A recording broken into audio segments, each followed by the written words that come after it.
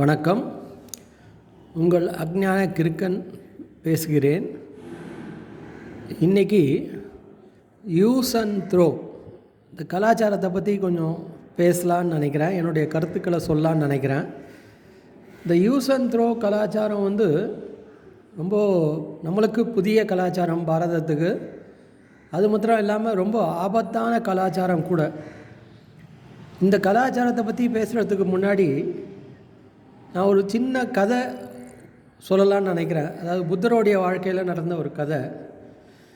ஒரு சமயம் புத்தர்கிட்ட அவருடைய சீடன் என்ன பண்ணான்னா போய் ஒரு வேஷ்டி கேட்டிருக்கான்.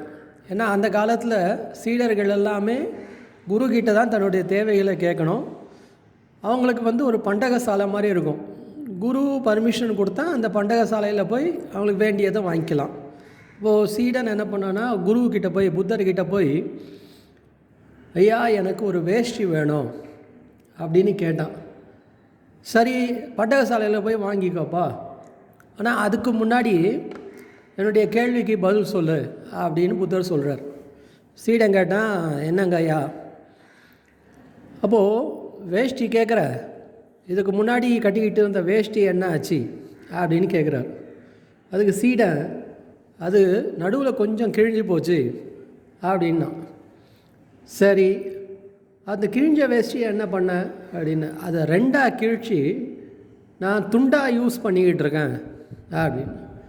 அப்போ புத்தர் கேட்குறாரு, அப்போ பழைய துண்டை என்ன பண்ண?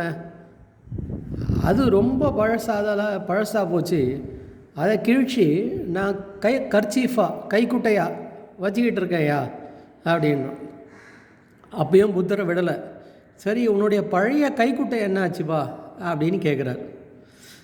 அதை தரை துடைக்க, மேடை துடைக்க, இதுக்கெல்லாம் நான் யூஸ் பண்ணிக்கிறேன் அப்படின்னு புத்தர்கிட்ட அந்த சீடன் சொல்கிறான். அப்போது இந்த புத்தர் மேலும் கேட்குறாரு சீடன்கிட்ட, சரி அப்போ தரை துடைக்கிற துணி என்னாச்சு அப்படின்னு. இந்த மாதிரி நம்மக்கிட்ட கேட்டால் நம்மளுக்கு வெறுப்பு வந்துடும். ஆனால் அந்த சீடன் என்ன சொல்கிறான்னா, தரை துடைக்கிற பழைய துணி என்ன பண்ணையா, அது கந்தலாக போயிடுச்சு, இது நூலாக வந்தாச்சு. ஆனால் அந்த நூலையும் நான் என்ன பண்ணேன், பஞ்சாக திரித்து, அதாவது ஒரு நூலை இன்னொரு நூலோட திரித்து விளக்கு எரிக்க யூஸ் பண்ணிக்கிட்டு இருக்கேன் அப்படின்னு பதில் சொன்னான். அப்போது புத்தருக்கு ரொம்ப திருப்தியாச்சு. சரி போய் புது வேஷ்டியை வாங்கிக்கோ அப்படின்னு புத்தர் சீடங்கிட்ட சொன்னார். நம்ம நினைக்கலாம், என்ன ஒரு பாழாப்போன ஒரு வேஷ்டிக்காக இவ்வளோ மல்லு கட்ட வேண்டியிருக்க, சரி கிழிஞ்சு போச்சா தூக்கி போட்டு போயிட்டே இருக்கலாம் அப்படின்னு நம்ம நினைக்கலாம். ஆனால் இதுக்கு பின்னாடி இருக்கக்கூடிய ஒரு பெரிய தத்துவம், பெரிய உண்மை நம்ம சிந்திச்சு பார்க்குறதில்ல. அதுதான் இந்த யூஸ் அண்ட் த்ரோ அப்படின்ற அந்த கலாச்சாரத்தை கூட முடியுது. இப்போ எப்படின்னா, யூஸ் அண்ட் த்ரோ அப்படின்னு நம்ம என்ன பண்ணுறோன்னா, ஒரு வாட்டி உபயோகப்படுத்துகிறோம், தூக்கி போட்டுறோம். இப்போது தூக்கி போடுறதால சேரக்கூடிய குப்பைகள் அதிகமாக போயிட்டே இருக்குது. அது மாத்திரம் இல்லாமல் ஒரு பொருளோட மேக்சிமம் யூட்டிலிட்டின்னு ஒன்று இருக்குது. அந்த மேக்சிமம் யூட்டிலிட்டியை நம்ம யூஸ் பண்ணி தூக்கி எறிந்தோமானால் நம்மளுடைய பொருளாதாரம் மேம்படும்.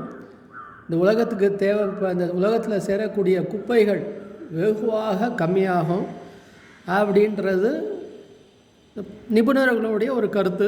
என்னுடைய எண்ணமும் அதுதான். இப்போது 20-30 வருஷத்துக்கு முன்னாடி வரைக்கும் பார்த்திங்கன்னா இந்த யூஸ் அண்ட் த்ரோ கலாச்சாரம் நம்மக்கிட்ட அவ்வளோவா வரலை. இது ஒரு ஃபாரின் கலாச்சாரம். அப்போது இந்த கலாச்சாரம் நம்மக்கிட்ட அவ்வளோவா வரலை. நம்ம ஒரு பொருளை எந்த அளவுக்கு உபயோகப்படுத்த முடியுமோ அதை உபயோகப்படுத்தி, அதுவும் அந்த பொருள் இயற்கையில் இருந்தே எடுக்கப்பட்டதாக இருந்திருக்கு. இப்போ பூ கட்டணுன்னா கூட இப்போ நம்ம என்ன பண்ணுறோன்னா நூலை யூஸ் பண்ணுறோம்.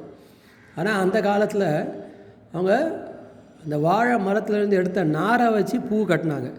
நம்ம தூக்கி போட்டோன்னா அந்த நாரும் பூவும் சேர்ந்து மக்கி மண்ணுக்கு உரமாயிடும். ஆனால் இப்போ பார்த்திங்கன்னா அந்த பூ கட்டுற நூல் மக்கிறதுக்கு எவ்வளோ நாள் ஆகுது, அப்புறம் அதனுடைய மண்ணினுடைய பாதிப்பு என்ன, இப்படின்றது நம்ம எடுத்துக்கிட்டோன்னா நம்ம சொல்லிக்கிட்டே போகலாம். இதனுடைய விளைவுகள் என்ன அப்படின்னு. இப்போது கொஞ்ச காலம் முன்னாடி வரைக்கும் பார்த்தீங்கன்னா கூட இப்போது பால்லாம் வந்து ஆவின் பால்லாம் பார்த்திங்கன்னா பாக்கெட்டில் பிளாஸ்டிக் பாக்கெட்டில் வந்துக்கிட்டு இருக்குது, சேஷியில் வருது. ஆனால் கொஞ்ச நாளைக்கு ஒரு 20 வருஷத்துக்கு முன்னாடி பாட்டிலில் வந்துட்டு இருந்தது. இப்போது இந்த பால் கவரை தூக்கி போடுறோம், அது மக்கிறதுக்கு எவ்வளோ நாள் ஆகுது, அது சேரக்கூடிய நம்ம நினைக்கிறேன் நான் ஒன்று தானே தூக்கி போடுறேன். ஆனால் ஒரு சிட்டின்னு எடுத்துக்கிட்டிங்கன்னா எவ்வளவு லேக்ஸ் அண்ட் லேக்ஸ் இந்த பால் கவர்கள் இப்படி வந்து தூக்கி போடப்படுகிறது. நம்ம வந்து எல்லாத்தையும் நம்ம வந்து குறைக்க முடியாது, இருந்தாலும் ஓரளவு இந்த யூஸ் அண்ட் த்ரோ கலாச்சாரத்தை நம்மளால் கட்டுப்படுத்த முடியும் அப்படின்றது என்னுடைய எண்ணம். இதை பற்றி விரிவாக வந்து அடுத்த பதிவில் பார்க்கலான்னு இருக்கேன். நன்றி, வணக்கம்.